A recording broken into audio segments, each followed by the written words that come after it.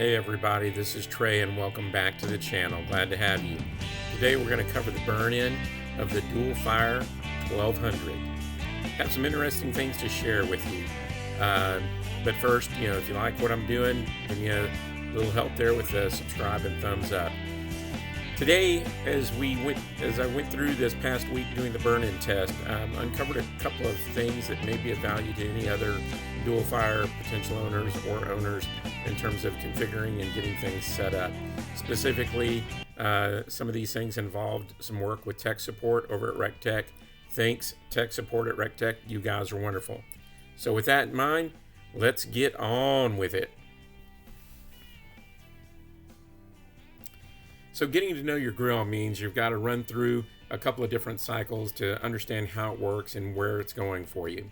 With that in mind, I tested both sides, the direct and the indirect, tested it both at low and at high, and basically got a chance to understand the nature of the beast in terms of what's involved in getting this thing tuned to your desired cooking order. Now, as we get into this, it's important to note that on the direct heat side, RecTeq says it's expected to hold plus or minus 25 degrees to the set point. The indirect side is expected to be much tighter at plus or minus 5. I'll share with you what I've found out after tuning this and getting things in place. With that in mind, we followed the suggestions and recommendations of RecTeq in terms of the steps to get things in place. In terms of loading the hopper, turning things on, went ahead and loaded the app and ran that and monitored it. And speaking of the app, it's pretty straightforward to work with. As I mentioned, you just download it, and then once it's downloaded and comes up, it's pretty intuitive. You hit the plus button to add your device, or add your grill rather, and it reaches out and connects to it. Once that connection is made, it's then going to prompt you to enter in a couple of different things that it wants you to provide allowances to in the settings, and then of course the password and network to connect to. Once you have the connection in place, the grill will automatically sync up to your home network and prepare to do the rest. There's a little bit more to it than this. Once you have that connection done, the next set of steps are really to configure notifications that you may want to have in terms of your cooks, any errors or alerts or alarms that come up from the app. Now, it's important to note that the app will not let you remote start the grill. You have to hit the start button or the power button on the grill itself first before you're allowed to start working the functional controls itself.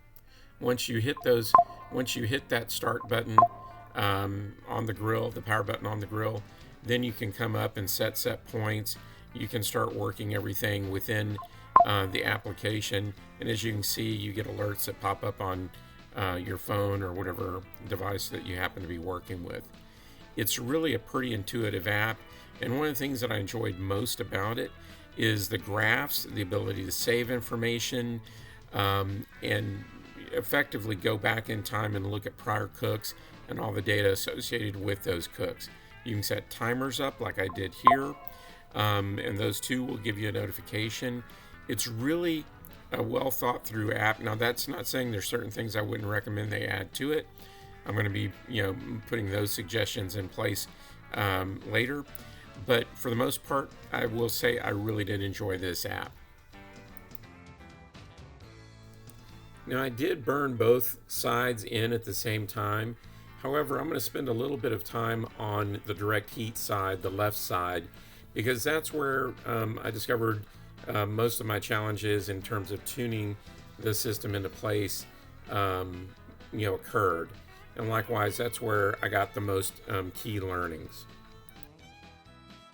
Specifically, one of the things that I noticed up front was I was way out of bounds in terms of temperature swings. Not sure what was going on at all. There was a very wide variance both at the high side and then when I worked it again at the low side. At that point, I was like, okay, I've heard a lot about the RecTeq support group. I might as well get them on the phone and figure out what's going on here. So that's what I did. Once I had them on the phone, it was really easy to share with them the problem that I was seeing, because I was able to do screen captures of, from the app, and then email that to them. From there, they could see that effectively the variances were, pretty wide. We had, peaks that were above the 25 degrees and valleys that were below the 25 degrees. So from there, it was a matter of starting to take a look at what we needed to do in order to correct this.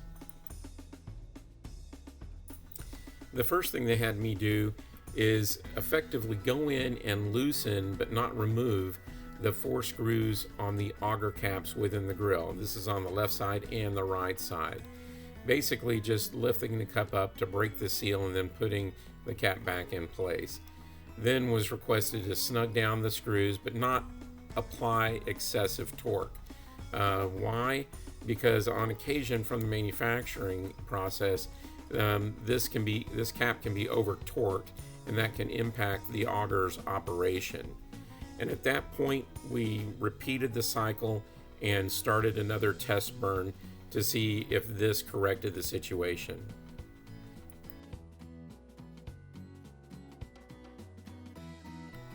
And the results were such that it really didn't make that much of a difference on the direct fire side. I think it did on the indirect side, but for the direct fire side on the left, we really didn't see much of a change. I've got the 2 curves up there, before and after, and you can see that they're pretty similar. Now, the peaks did not go as high and the valleys did not go as low, but by and large, we still saw the variance above what what RecTeq was looking for. Next, we started to tune the PID in order to make it work more comfortably with how the equipment or the grill is behaving.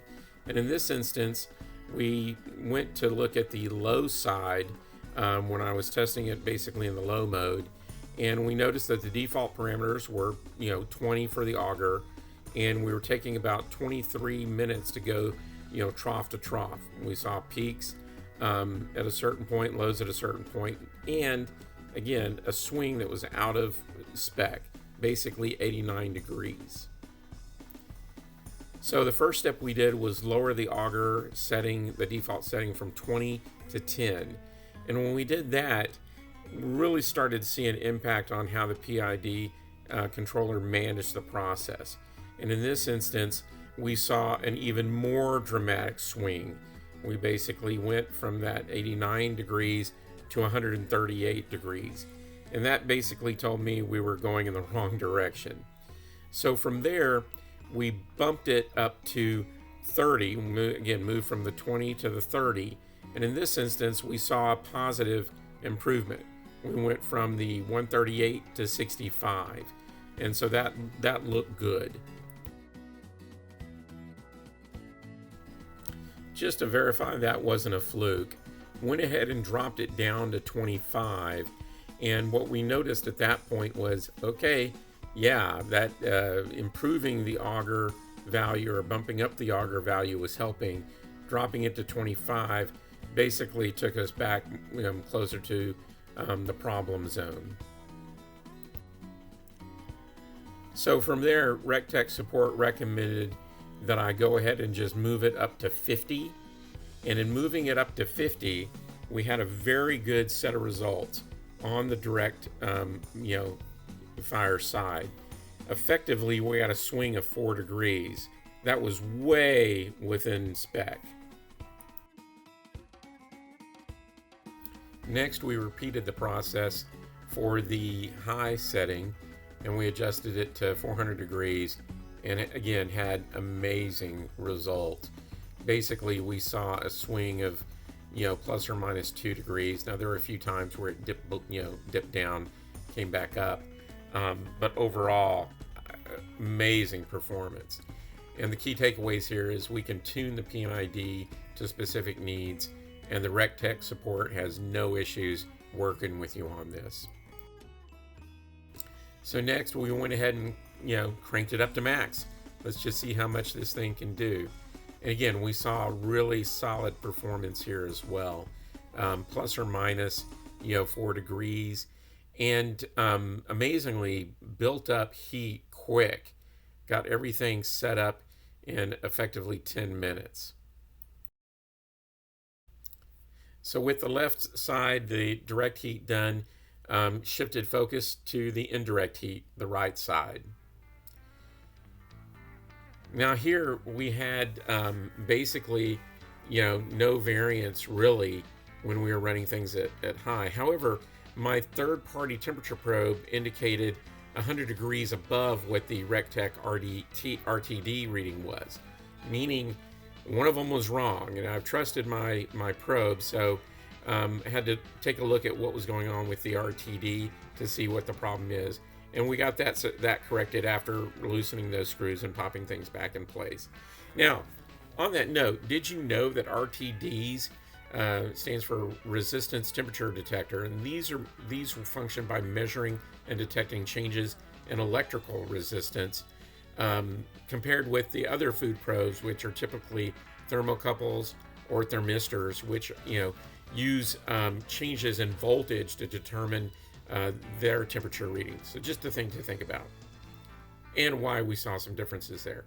Anyhow, on the indirect side, when we crank that up to max, again, flawless performance. We had a plus or minus swing of about 4 degrees. Now, because this is a bigger space to fill and heat up, and you've got that heat plate in the middle, here we saw things heat up in about 33 minutes.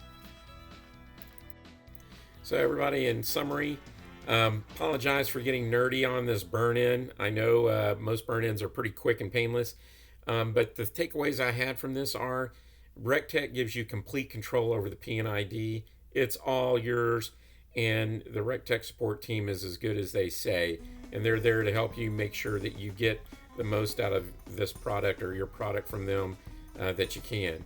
Now, that says, not only is the Dual Fire 1200 smoking, it absolutely brings the heat to the cooking party. Anyhow, that's all for now. Ooh, man, that's hot.